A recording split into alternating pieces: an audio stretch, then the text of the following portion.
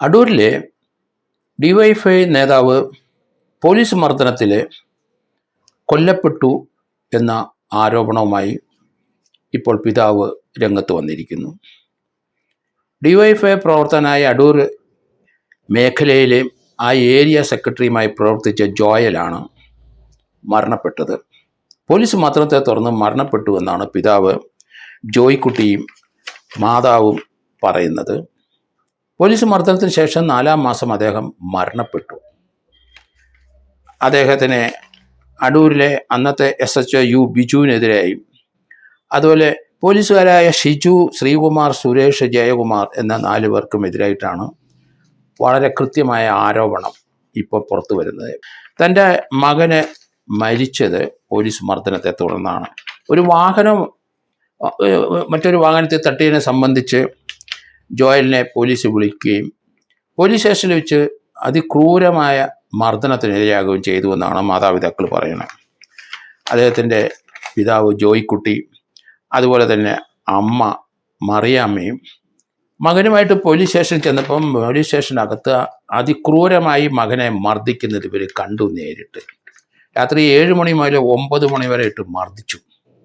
ജോയ്ക്കുട്ടി അവിടുത്തെ അടൂരിലെ area secretary മനോജിൻ്റെ കൂടെ work ചെയ്ത ആളാണ്. അദ്ദേഹം ഒരു അഡ്വക്കറ്റാണ്. അദ്ദേഹത്തിൻ്റെ ഡ്രൈവറായിട്ടും അദ്ദേഹം ജോലി ചെയ്തിട്ടുണ്ട്. DFI മേഖലാ സെക്രട്ടറി ആയിരുന്നു മരണപ്പെട്ട അല്ലെങ്കിൽ കൊല്ലപ്പെട്ട ഈ ജോയലിനെ ആ ചവിട്ടും അടിക്കും ശേഷം മറ്റ് പരാതി ഒന്നുമില്ല എന്ന് പോലീസ് എഴുതി വാങ്ങിച്ചിട്ടാണ് അമ്മയുടെ അപ്പൻ്റെ കൂടെ വിട്ടത്. അതിനുശേഷം വീട്ടിൽ വന്ന് കിടന്നു. അദ്ദേഹത്തിൻ്റെ ചെവിക്കല്ലടിച്ച് പൊട്ടിച്ചു എന്ന് പറയുന്നുണ്ട്. അത് തന്നെയല്ല, വീട്ടിൽ വന്ന ശേഷം മൂത്രത്തിൽ ബ്ലഡ് പോയി. പിന്നീട് മൂത്രത്തിൽ കൂടെ ബ്ലഡും പഴുപ്പും പോകാൻ തുടങ്ങി. 10 ദിവസം വീട്ടിൽ കിടന്നു. ഹോസ്പിറ്റലിൽ ചികിത്സയ്ക്ക് പോയി. ഏതായാലും അദ്ദേഹം മരണപ്പെട്ടു. പിന്നീട് ഈ മർദ്ദനത്തിന് ശേഷം തന്നെയാണ് മരണപ്പെട്ടത്. അന്ന് മുതൽ നിരന്തരമായിട്ട് മകൻ്റെ മരണത്തിൽ നീതി ലഭിക്കാൻ വേണ്ടി മാതാപിതാക്കൾ രംഗത്തുണ്ട്. അവരുടെ മകനെ പോലീസ് ചവിട്ടുകയും മർദ്ദിക്കുകയും ചെയ്ത് ഒരു കാരണവുമില്ലാതെ ചവിട്ടിയത് കൊണ്ടാണ് തൻ്റെ മകന് ഈ മരണം ഉണ്ടായത്. അത് അടൂരിലെ അറിയപ്പെടുന്ന DYFI പ്രവർത്തകൻ തന്നെയായിരുന്നു ജോയലിനെ ഈ മരണത്തിന് കാരണക്കാർ അവിടുത്തെ SHOയും 4 പോലീസുകാരുമാണെന്ന് മാതാപിതാക്കൾ പലയിടത്തും പരാതി കൊടുത്തു. ഹൈക്കോടതി വെച്ച് കാര്യങ്ങളെത്തി. ഹൈക്കോടതി ഈ സങ്കടകരമായ അവസ്ഥ കണ്ട് ഒരു പോലീസ് മർദ്ദനത്തെ തുടർന്നാണ് കൊല്ലപ്പെട്ടതെന്ന് ഹൈക്കോടതി നിരീക്ഷിച്ചു. അതുകൊണ്ട് DGPക്ക് ഒരു ഡയറക്ഷൻ കൊടുത്തു. അന്നത്തെ DGP അനിൽ കാന്തിൻ്റെ അടുത്ത് പറഞ്ഞു, നിങ്ങൾ തന്നെ നേരിട്ട് ആ മാതാപിതാക്കളുടെ മൊഴി രേഖപ്പെടുത്തണം. അതോടൊപ്പം തന്നെ ആ പയ്യൻ്റെ മർദ്ദനമേറ്റ അവശനായ ആ പയ്യൻ്റെ മൊഴി രേഖപ്പെടുത്തണം എന്ന് ഹൈക്കോടതി നിർദ്ദേശിച്ചു. അടൂരിലെ മൊഴി രേഖപ്പെടുത്താനായിട്ട് അനിൽ കാന്ത് DGP വരാത്തത് കൊണ്ട് ഇവർ മകനെ കാറിൽ കയറ്റി തിരുവനന്തപുരത്ത് കൊണ്ടുപോയി ഒരു മൊഴി കൊടുപ്പിച്ചു. കാരണം സത്യങ്ങൾ വെളിയിലോട്ട് വരണമല്ലോ. ആള് അനാരോഗ്യകരമായ അവസ്ഥയിലേക്ക് നീങ്ങിക്കഴിഞ്ഞു. 4 മാസത്തിനകം മരണപ്പെട്ടു. പോസ്റ്റ്മോർട്ടത്തിൽ അത് മരണപ്പെടുന്നത് തീർച്ചയായിട്ടും ഹാർട്ട് അറ്റാക്ക് കൊണ്ടാണെന്ന് പറയും. കാരണം അവസ്ഥ, ആ കുട്ടിയുടെ മർദ്ദനമേറ്റതിന് ശേഷം അതിൻ്റെ കിഡ്നിക്ക് പ്രശ്നമുണ്ടായി, അടിവയറ്റിൽ തൊഴിച്ചിട്ടുണ്ടാവും. അതുകൊണ്ട് മൂത്രത്തിൽ പഴുപ്പും മൂത്രത്തിൽ രക്തവും പൊയ്ക്കൊണ്ടിരിക്കുന്നു. അങ്ങനെ ഒരു കംപ്ലൈൻറ്റ് ആ ഹോസ്പിറ്റലിൽ അങ്ങനെ ഒരു പരാതിപ്പെട്ടിട്ടുണ്ടോ, അതിനുവേണ്ടി ട്രീറ്റ്മെൻറ്റ് നടത്തിയിട്ടുണ്ടോ എന്ന കാര്യം പോലീസ് ശ്രദ്ധിക്കണം. കാരണം അങ്ങനെ ഒരു ആപത്തിൻ്റെ പുറത്താണ് മരണപ്പെട്ടതെങ്കിൽ അത് അവിടുത്തെ ഡോക്ടർമാരുടെ മെഡിക്കൽ ഹിസ്റ്ററി ഷീറ്റിനകത്ത് പറഞ്ഞിട്ടുണ്ടാവും. അതിൻ്റെ കാരണം കൊണ്ട് തീർച്ചയായിട്ടും ഹാർട്ട് അറ്റാക്ക് ഉണ്ടാവും. ഹാർട്ട് പ്രവർത്തിക്കത്തില്ല.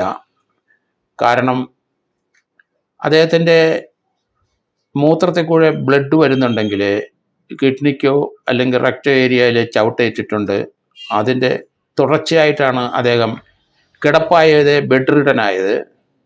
ആദ്യം പരാതി ഒന്നുമില്ല എന്ന് വിചാരിച്ചിരുന്നെങ്കിലും പതുക്കെ അത് ശരീരത്തിൻ്റെ അവസ്ഥ മാറി കിടപ്പായി. അന്നേരമാണ് ഹൈക്കോടതിയുടെ നിർദ്ദേശം വന്നത്. അങ്ങനെ ഒരു മൊഴി എടുത്തിട്ട് പിന്നെ എന്ത് സംഭവിച്ചതെന്ന് മാതാപിതാക്കൾക്ക് അറിയത്തില്ല. 10 തവണ CCTV ദൃശ്യം കിട്ടാൻ വേണ്ടി അവർ വിവരാവകാശം മുഖേന ചോദിച്ചിട്ട് ഇതുവരെ കിട്ടിയിട്ടില്ല. ഏതായാലും ആ CCTV ദൃശ്യം കൊടുത്തേ കഴിയുള്ളൂ.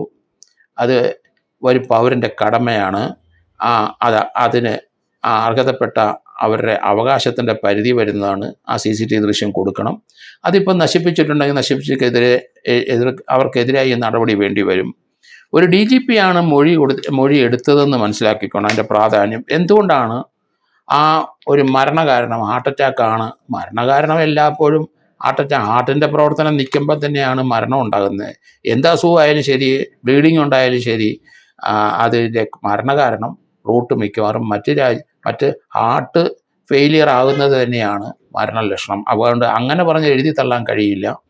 ആ മരണത്തിന് മുമ്പ് കഴിഞ്ഞ 4 മാസമായിട്ട് ഇദ്ദേഹം മൂത്രത്തിൽ കൂടെ പഴുപ്പ് പോയിട്ടുണ്ടോ, മൂത്രത്തിൽ കൂടെ ബ്ലഡ് പോയിട്ടുണ്ടോ, ആ പോലീസ് മർദ്ദനത്തിന് ശേഷം തന്നെയാണോ ഇതുണ്ടായത്, അതോ നേരത്തെ ഉള്ളതാണോ, ഇങ്ങനെയുള്ള കാര്യത്തിലൊക്കെ തെളിവുകൾ ഉണ്ടാകണം.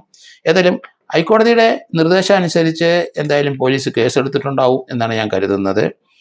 അതുകൊണ്ട് ആ കേസിന് നടപടി ഉണ്ടാകണം. പ്രൈവറ്റ് കംപ്ലൈൻറ്റ് CJM കോടതിയിൽ കൊടുത്തു കഴിഞ്ഞു. പോലീസിൻ്റെ നടപടി തൃപ്തികരമല്ലാത്തതിനാൽ ചീഫ് ജുഡീഷ്യൽ മജിസ്ട്രേറ്റ് കോടതിയിലെ മാതാപിതാക്കൾ ജോയിക്കുട്ടിയും മറിയമ്മയും തൻ്റെ മകനെ കൊന്നവർക്കെതിരായി കൊടുത്തു കഴിഞ്ഞു. എന്തായാലും നിയമപരമായ കാര്യങ്ങൾ മുന്നോട്ട് കൊണ്ടുപോകണം അവർ. കാരണം മരണകാരണം പോസ്റ്റ്മോർട്ടത്തിൽ ഹാർട്ട് അറ്റാക്കാണ് എന്നൊക്കെ പറഞ്ഞാലും അത് വില പോകില്ല. കാരണം വളരെ ചെറുപ്പക്കാരനാണ്, അദ്ദേഹത്തിൻ്റെ ശാരീരിക ക്ഷമതകൾ ഒന്നുമില്ലായിരുന്നു, അദ്ദേഹം നല്ല ആരോഗ്യവാനായിരുന്നു. പോലീസ് സ്റ്റേഷനിൽ 7 മണി മുതൽ രാത്രി 9 വരെ മർദ്ദിക്കുന്നതിന് ദൃക്സാക്ഷികളാണ് അമ്മയും അപ്പനും. പോലീസിനെ സംബന്ധിച്ച് ഒരു കേസെടുത്ത് അന്വേഷിക്കണം, CCTV ദൃശ്യങ്ങൾ കണ്ടെടുക്കണം. അത് തീർച്ചയായിട്ടും കൊടുത്തേ പറ്റുള്ളൂ. അന്ന് മുതൽ അവർ ചോദിക്കുന്നുണ്ട്. 10 തവണ അപേക്ഷ കൊടുത്തിട്ടും കൊടുത്തില്ല. അതുകൊണ്ട് പോലീസിന് ഇപ്പം വളരെ മോശ കാലഘട്ടമാണ്. പോലീസിൻ്റെ പ്രവർത്തനം മൂലം, ചവിട്ട് മൂലം, അവരുടെ അടി മൂലം പരിക്കേറ്റവർ ആരായാലും ശരി അവർക്ക് CCTV ദൃശ്യം കൊടുക്കണം. അങ്ങനെ നിയമപുസ്തകത്തിലെങ്ങും പറഞ്ഞിട്ടുമില്ല. അങ്ങനെ ഒരു നിയമം അവർക്ക് തോന്നിവാസം കാണിക്കാനുള്ള സ്ഥലവുമല്ല. ഇങ്ങനെ പാവങ്ങളെ അടിച്ച് ഒതുക്കിയിട്ടുള്ള പോലീസ് ഉദ്യോഗസ്ഥന്മാർ തീർച്ചയായും അഴുക്കി പിന്നി കിടന്നേ പറ്റുള്ളൂ. അവരെ ജോലിയിൽ നിന്ന് പിരിച്ചും വിടേണ്ടി വരും. അങ്ങനെയുള്ള ധാരാളം സംഭവങ്ങൾ ഇപ്പം കുന്നംകുളം, പീച്ചി, അതുപോലെ കോട്ടയം, പല സ്ഥലത്ത്, ആലപ്പുഴ, കൊല്ലം, അങ്ങനെ പല സ്ഥലത്തു നിന്ന് പൊങ്ങി വന്നുകൊണ്ടിരിക്കുന്നു. അടൂരിലും ഇപ്പം ആ മരണകാരണം കൃത്യമായി പോലീസ് മർദ്ദനമാണെങ്കിൽ 302 302 പ്രകാരം കേസെടുത്ത് അന്വേഷിക്കാൻ പോലീസ് ബാധ്യസ്ഥരാണ്. എന്തുകൊണ്ടാണ് ഇത്ര നാളും തടസ്സം നിൽക്കുന്നത്? മരണകാരണത്തിൻ്റെ ആ പോസ്റ്റ്മോർട്ടം മുഴുവൻ ഒന്നുകൂടെ എക്സ്പെർട്ടായ ഒരു പാനലിന് കൊടുത്തിട്ട് ഒപ്പീനിയൻ എടുക്കേണ്ടി വരും. മരണം ഈ മൂത്രസഞ്ചിയിൽ അല്ലെങ്കിൽ ഉണ്ടായ പഴുപ്പ്, അവിടുന്ന് പോയ ബ്ലഡ്, അത് ലീഡ് ചെയ്ത് ഒരു മരണത്തിലേക്ക്, ഹാർട്ട് അറ്റാക്കിലേക്ക് വന്നിട്ടുണ്ടെങ്കിൽ അത് തീർച്ചയായിട്ടും പരിക്കേൽപ്പിച്ചവർ തന്നെ അതിൻ്റെ പ്രതികൾ, അതിന് യാതൊരു സംശയമില്ല.